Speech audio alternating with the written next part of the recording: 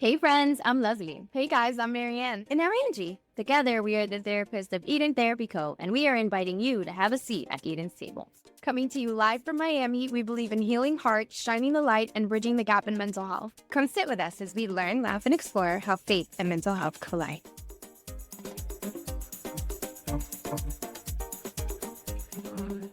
Hey y'all, Hi, y'all. We're back. Yes, we are. We're back. And I'm so excited about today's topic because we are talking about... wait. Guys, I have a question. What? What is the best type of ship? friendship. It took me a minute. I was like, a relationship? That is, but friendships are relationships. Right? Friendships. Yes, Yeah. yes. All the ships. So today we will be talking about all the ships. Yes, the friendships. Friendship in particular. All right, so why would we want to talk about friendships if this is a mental health and faith podcast? Because people either lift you up or bring you down. That's right. And friendships are important. I think we all need like a social support system. Right. And friendships have been linked to lower depression, lower anxiety, and we are wired for community. Yes. Right? Yes, correct. Yeah, and I think that it's so common to see like some of the people that we work with like that are struggling with depression, struggling with anxiety, and also at the same time just isolating themselves and it's keeping the cycle going. Correct. Right. So And when we isolate, it really causes trouble for us, right? Because then we just sit there with these thoughts that may or may not be our own about how other people perceive us, about what other people think about us. Yeah. Right?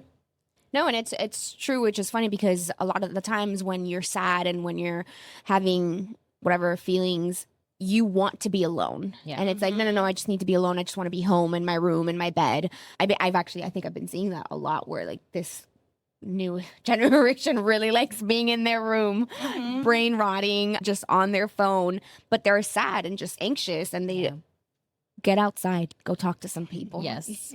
Yeah. I think we neglect the fact that we're wired for connection. Yeah. You know? Yeah, no, we need people. We need people around us.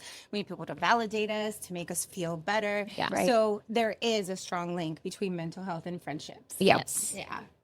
So tell me, guys, have you ever struggled in a relationship? And what has that been like for you? And not relationship as in romantic, but in a friendship. Have you ever struggled in a friendship? Yes. Yeah. Do you want me to start? I can. That's a really emphatic yes. I didn't mean it that way. But yeah, of course. I think sometimes we have friendships for so long and we kind of think like, oh, I'm going to be friends with this person forever. And the sad kind of truth about that is that not all people are meant to be with you for your whole life. Some people come and go. Some people stay for a really long time. Some people stay for a short period of time. But that doesn't mean that they're any less valuable. I had a friendship from... I think I was like 13, 14 until we were into like our mid to late 20s.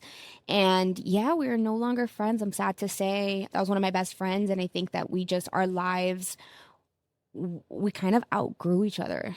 And so somewhere along the way, she was getting married and stuff like that. I think there was like, I had started to make new friends like at church, and I was a single friend. So I was hanging out with single people, you know, and a lot of my friends were in relationships. So I think at that point, yeah, we were kind of headed in different directions, and a little bit of resentment started to build because I was hanging out more with other friends and not with them, which was really sad to say. But I mean, it came in and it went.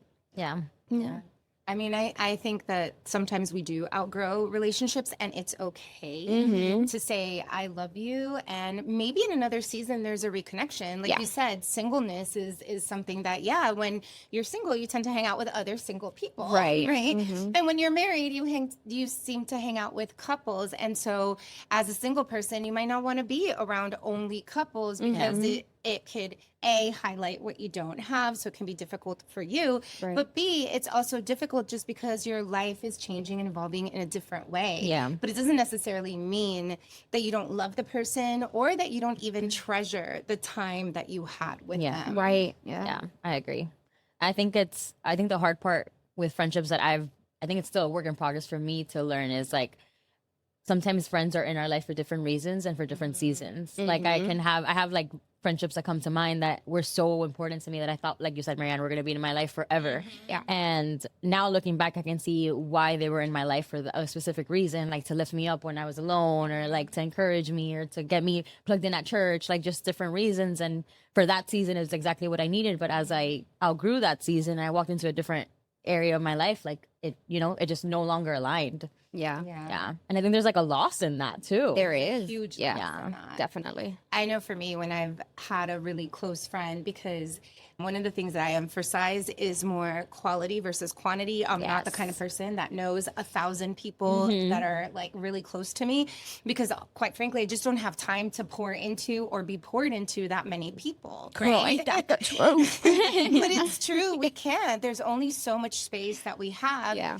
And there's only so much relational equity that we can have with certain friends. Yes. Right. And so for me, when I choose to invest in somebody and I see that somebody is investing in me, when that relationship breaks, it's devastating for me. I think that that's when a lot of the negative thoughts about who you are start peeling into like your day to day. Like you're like, well, maybe I'm just not meant to have friends, or maybe I'm not good enough to have friends, or maybe again, like all of these thoughts start coming up because you think you did something wrong. Yeah. And sometimes you did nothing wrong. It was just the end of that friendship. It may be abrupt. It may be slow, like you said. I mean, for me, one of my closest friendships, it was really abrupt, and it left me honestly devastated and grieving. Yeah, absolutely. I also like thinking back at that, like when we overextend something, like when something is kind of like coming to an end, but we hold on and we like latch onto it and refuse to believe that it's the end. I feel like it becomes really unhealthy, because it's almost like you're chasing and holding on to something that's already like let go of. And that's where I think like a lot of the negative cognitions come in, and a lot of guilt and shame as to like, what did I do wrong? It's my fault. Yeah. And I think that maybe it's an occupational hazard, or maybe anybody who's listening is kind of like this, but we are wired to ask, like, what did I do? Yeah. Right? Like, what was my end of this? Like, what did I do that caused this relationship to just come to an end? Yeah. And sometimes it really is nothing that you did. But sometimes one of the biggest things that I see in friendship is that we try to rely on somebody to meet all of our needs. Yeah. That there is a friend that we're like, you're my best friend. You should be meeting every single one of my needs. Yeah. And that's completely impossible. Impossible. Yeah. Literally. That's a lot. That's just a lot of pressure to put on one person. I think that even like goes into like, oh, when you have a partner, like a boyfriend, girlfriend, like spouse, you expect now, oh my God, now you're my best friend. So everything has to be filled through you. And the reality is that no, not one person can fill that. Never. This is why you need community, because you're going to want to do some certain things with some group of people, and then other people, they have different parts of you, different interests of yours that you share. Yeah, I agree. I mean, Leslie, you're recently married, and I've seen you and your husband, and you guys are like best friends. We are. That's my bestie for the bestie. What is that like for you to be able to build a life with your best friends? Oh, it's amazing. It's such a gift from God. It's definitely been wonderful. And I think that finding like your partner that is your best friend and like allowing them to become your best friend and your go-to and your safe space is amazing. And it's also a transition, especially when for me, it was always like my girl best friend. Like that's who I always ran to for everything. And then at some point now there's like a privacy and a sense of security that you protect in your marriage, that you no longer go to somebody else. You kind of have to go to that same person to work things out with, and to help carry your load, And I think even for me, I was always somebody that carried my own load, like, and now I had to like unlearn that and be like, well, now I have somebody else walking alongside me. Like it's wrong for me to feel like I have to carry it on my own. Yeah. It's a learning curve. With like expectations, I think that we have of friends, like when we expect them to be our everything. And even as you're describing your partner, it's kind of interesting, because then my question would be like, where's Jesus in this? Because for me, I've been single for a really long time, and I do things on my own a lot, but learning to share the load a lot of times has been hard. But honestly, and I'm not just saying this, it's not like, oh, Jesus is my best friend. But he kind of is. And I learned how to walk with him and unload some of my things onto him and be like, all right, Lord, like if this is the step that you're making me take, then I'm going here. Yeah. But my relationship with Jesus, while it's number one, it doesn't take away from the fact that I need physical humans For as sure. friends. Yeah. I think Jesus is the best part of God. I feel like I always say this because he's like, you get to experience God in the friend form, in the brother form. So he really is like the gift that we get to walk out daily is a relationship with him, his life in us every single day in all the things. So I talk to him about everything. He knows everything, you know, but he also teaches me, shows me what a good friend is and teaches me to be a good friend to others, you know? So if anything, like he's also, it's not just him. He never is like, no, it's just me and that's it. You know, he encourages you like, hey, go build relationships with the people around you. If you our pastor says something that is like awesome. If you need friends, if you want friends, then you need to be a friend. Yes. So you have to, it's our job and it's our responsibility to go and do that for people, which I think is awesome because it brings you to a place where you have to take ownership of your life and the relationships that are in your life. Yeah, for sure. No, Jesus is such a good friend, but even he didn't walk alone. Like he had the 12 disciples with him. Yeah, you know. So in our marriage, like we need Christ to be the center. Like we need him to be our closest friend, right? To him and I, and also he needs his boy time and he needs his boyfriends to like just do life with and commune with. And I need my girls. Yeah, you know, like naturally, like we can't rely on each other to meet all of each other's needs. Like I love you, babe, but like I also want to do Pilates with the girls. You know. What do you mean? He doesn't want to go to Pilates with you? We go to the gym together, you know, it's different. We lift the weights together, but the Pilates stretches with the girl. I will say though, there is a big difference. So coming off of what you said, Leslie, as far as like Jesus being the center of your marriage, like there's such a difference when Jesus is the center of your friendship. Yes. There's a big difference between friends that I have where we have the same value in Christ versus friends that I didn't have that in common with. And I only say that because sometimes friends who don't understand that that's the position of your heart will think that like, oh, you're too holy now and you don't want to hang out with me. And that's not really what it is at all. You know, I would encourage those friends to really look to see maybe there is something to be found in a relationship with Christ, right? Agreed. Even as you were saying, Marianne, in modeling our friendships after how Jesus showed to be a friend, right? Yeah. And I think like, I guess like, I never want to say just like limit yourself to like, I think at one point, and I say this for myself because at one point I didn't grow up in church. So like all of my relationships weren't from church, but it got to a point that I was in my church community so much that all my friendships were at one point all friends from church. And till this day, I still have all of them. But I think at one point I started to think to myself, man, like this can't be my whole life. I need to meet other people and like represent Christ to like other people, regardless of whether they share my same spiritual values or not. And I think it's just our call to be the church outside of our four walls. Absolutely. I agree. We need to be able to, like you said, represent Christ to everybody, you know, everybody we meet. And all of my friends are not Christian either. And it's actually really interesting because some of my friends, my really core friends, like we met together in a Bible study at a church. It was my first Bible study I did. And I like to say God knew what I needed in that moment. But all 5 of us kind of took our own path. And not all 5 of us are still, I would say, within the Christian stream. Yeah. And that is okay. Yeah. You know, and the beauty of, I guess, the beginning of our friendship is that we are still very connected, even though. Yeah. It's good. So that makes me think, like, how do we navigate differences when we have differences, like, within our friendships? Like, our friends have different, you know, just beliefs and things standards that they live by that may differ from ours.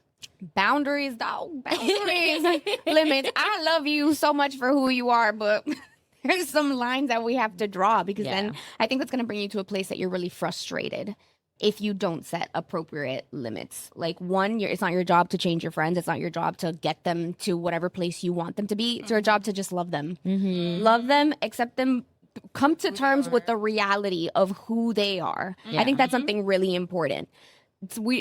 Whoever is in your life, you need to be honest with yourself about who they are, the reality of their life, and just what they mean to you, what they represent, or what they are, their position in your life. Correct. And then you just draw appropriate boundaries, you know? Yeah. I like to think also, Marianne, while boundaries are really important in friendships, I also think, to your question, Leslie, that we need to also check our hearts as to what's coming up for me, that there is this discussion, right? What's coming up for me, that there is this difference. Do I want to push my boundary on them, or like push my belief system on them? Or like, is it that I'm expecting them to meet every single need? That's true. Or what is it that's coming up for me?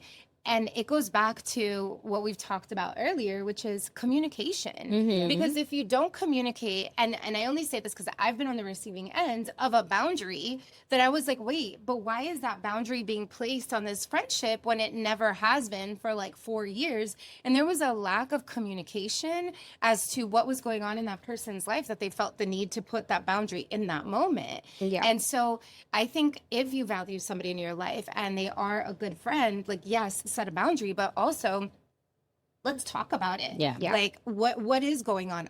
Can we even have the conversation of, we are drifting apart? Like, I love you and I love what this season of our friendship brought, but it's not working out anymore. Or I love you so much that I need to talk to you and I need to figure out what it is that's happening in our relationship. Yeah, that's good. Yeah.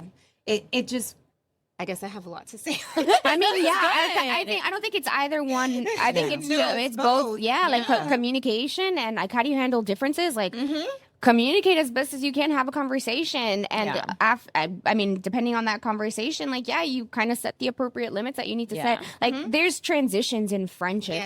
For example, like, I love my friends. I have a lot of friends, and I'm grateful for that.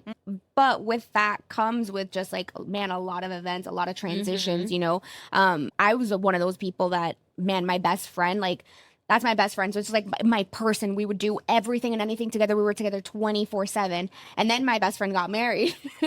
And then I had to go through a transition of like, oh my God, like, she's married. Like, that's her person now. Like, that's her best friend. So it's like, it's not that we stop being friends or we stop being as close. It's just, no, now it just looks differently. Like, no, we're not talking on the phone 24/7 every day. Like, we're talking maybe like once or twice a week. Like, and it's just, it looks so different, but it still holds the same, like, weight. Weight. Yeah. I think also having discernment of like what that person's role and purpose is in your life. Like, that one friend doesn't have to be the friend for absolutely everything, right? Like, you know, like, I have friends that I would love to go on runs with, right? Because I have other friends that are like, are you crazy? I would never put on running shoes. What are you doing? Fact. Right? And then I have friends that like can speak into like my marriage, right? Like, they can speak encouragement and wisdom. And then there are friends that, you know, that's not the season of life that they've been prepared to speak into my life for, you know, but I can go to them for day to day, right? Or like work, like whatever's coming up, you know, but I think having the discernment of like, what area of my life do these friends pour into and what is their purpose in my life helps too. So I moved all the time, as I've said before. And so for me, it was really easy to make a friend, leave a friend. I had a really good friend. And, you know, if the friendship wasn't good, that's fine. I'll just drop you and make another friend. I know it's awful, but because I grew up like moving every 5 years, it was just kind of like, oh, I could be your friend. And if you get too close, well, maybe I need another friend. And it's a really bad pattern to have. And I'll never forget when one of my friends said to me, oh, no, wait. We're having an argument, but you are my friends. And I'm going to hold on to you like a bulldog holds on to like someone when they bite them. And I was like, what? And I mean, it's been great because we've been friends now, I would say, for like 13 years. That's sweet. And I've realized what long-term friendships do and how beautiful they are, and how there have been seasons within this friendship, right? There's been seasons of loss, seasons of heartache, seasons of great joy. And life just continues to life. And it's fun to be able to walk with the same people. Because those same 5 people that I met at that Bible study, like, I am still friends with. And I love the fact that I can say now I've known somebody for that long. That's amazing. That was never my story. So special. Yeah. So there's this lady, her name is Dr. Sarita Lyons. Don't laugh. She's actually really good. And I heard this on another podcast, but she basically splits up friendships into 3 categories. She says, some friends are for the mission field, which is like, you're going to go, you're going to do life together. You have a purpose, a calling. Some friends are for meals, like you're going to sit down, you're going to talk. And some friends are for sitting in misery. Ooh. What do you guys think about that? I think that's true. Mm-hmm. I think that's great. Yeah, there's certain people that you could talk to about certain things. Yeah. And that doesn't mean that you're not as close to all of them. It's just you know your people and you know what kind of Yeah. conversations like some people can handle and what Yeah. kind of conversations others can. I agree. Yeah. It's great. I thought it was so good. Mm-hmm. I definitely agree. How do you see that play out in your life, Leslie? Like missions, meals, and misery?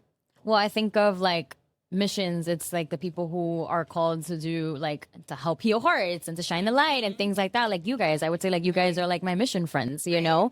And then people like who are also in the field that I can go to and I trust. And then I have like my friends who sit in misery with me, like my best friend, like Annette, like she just sits with me in my pain. Like I'll go to her and she'll sit with me in my pain. I have Nico who sits with me in my pain, you know? And then I have like the friends who I do day to day, who I love to go to dinner with, and I love to chat, and I love to like catch up and things. And then I think that goes back to like knowing their role and knowing their purpose in your life is important, you know? Yeah, no, that, I mean, I just loved like that vision because I really think about a lot of times friendships are around a table and splitting a meal and spending time and just exchanging ideas. Yeah. But you can't trust everyone with your heart or with the things that are really difficult for you. Yes. And that reminds me of just like the levels of friendship where it's just like not everybody is in the same category. Yeah. You have people that you trust with everything. And so your conversations are just really deep conversations. They know your heart. They can hold your heart. And then you keep on going. So it's like some people want to like, okay, oh, I want to cut this person off. And I was like, yeah, I don't think you necessarily need to cut them off. You just need to move them to a different level. You know, maybe they could just be the friends that they're still in your life because you run into them. They run in your same circle. You're going to run into them. You're going to say hi. So they're more of an acquaintance friendship. There's people that you see once a month. That's a friend. It's like far. Like the kind of conversations that you have with those kind of friends are very different from the ones that are in your inner circle that you trust with everything. So I think there's also like levels to connection, levels to friendship, levels to trust. Yeah. Leslie, you were talking about a tool that we use here. So maybe you can share that tool because it goes in line with what Marianne is saying, right? It's the levels of access. So it starts with like the inner circle, and then in there, there's like very limited people. That's like who you share absolutely everything with, right? And then there's like the outer circle, and there's more outer circles like that just keep going. And the further out from the inner circle that you are, like that's more like acquaintances and people you run into, and it's more like casual conversation, not so much in depth. And the closer into the circle you get, that's where you kind of share more of who you are, and they get to know you on a more deeper level. And I don't think everyone belongs in the inner circle, you know? I feel like that would kind of convey like, okay, what's going on, that we don't have a lot of boundaries as to like how much you're sharing of your heart and who you are, you know, but I think having like that discernment of who belongs where. And I think it's also like the level of trust, right? The level of transparency, like all of those factors go into it. Yeah, so it's important to look at friendships because it takes part of our social context, right? Yeah. And a lot of times we need to understand the context of our clients. So that tool, as far as, and maybe at home you want to do this, you just write yourself and Jesus in the center, and then you just create rings around it, kind of like a target, as to how close do these people know what you talk to Jesus about. Yeah. That's a good one. Right? And as you continue to go out, those are outer people, you know, and it doesn't mean that they're not nice people or great people. They just not be the person for you in this season of your life. Yeah, and that what you'll notice is like the inner circle is a very small circle, and then the outer bands, they get like the circles are bigger. Why? Because the inner circle, it's small. It's not supposed to contain many people. It doesn't fit, okay? But the outer bands do, okay? So it puts an emphasis on the quality of your friendships. Agreed. Knowing that not everybody can be in the inner circle, Right. like you said, Leslie, discerning that we can't have 500 people in an inner circle. I also think paying attention to what is the quality of the friendship is really important. So again, whether it be a journal prompt or something for you to think of, another tool would be, do I feel energized when I leave this person's presence, or do I feel drained and sad? Yeah. Because if you feel drained and sad, that might be the key that a relationship is not working, a friendship is not working, right? Yeah. Agreed. Have you guys ever felt that way? Yes. I think people pull different parts of you. So sometimes I don't think that you necessarily, like when somebody's like draining, to me it just kind of means I can't be with you for too long. I could still love you. You could still drain me, but I can give you a limited amount of time, limited access. So I would just move him to like an outer band.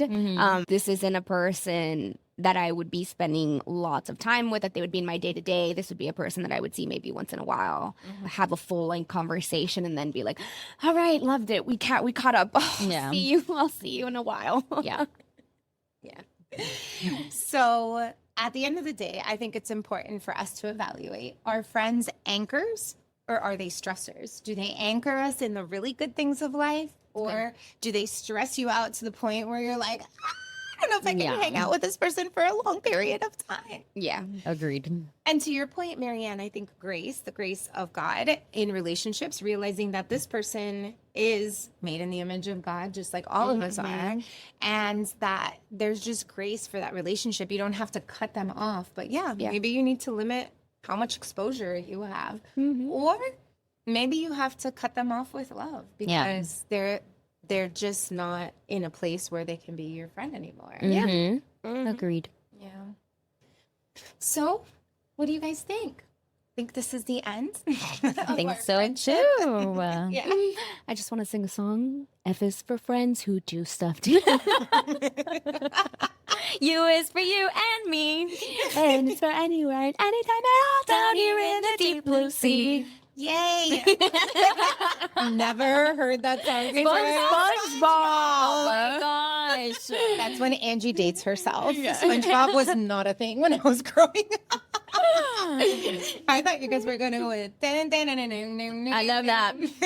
Oh no, one forever. told me life was gonna be this way. All right. So next time, guys, check up on your besties, check up on your friends, invest in them, and let them know that you love them. Correct. Yes. Yeah. So if you like our podcast, make sure you like, comment, and subscribe. That's right. And we'll see you next time. Yes. Well, friends, thank you for tuning in. And remember, freedom is possible. Join us next time at Eden's Table, where you can always sit with us.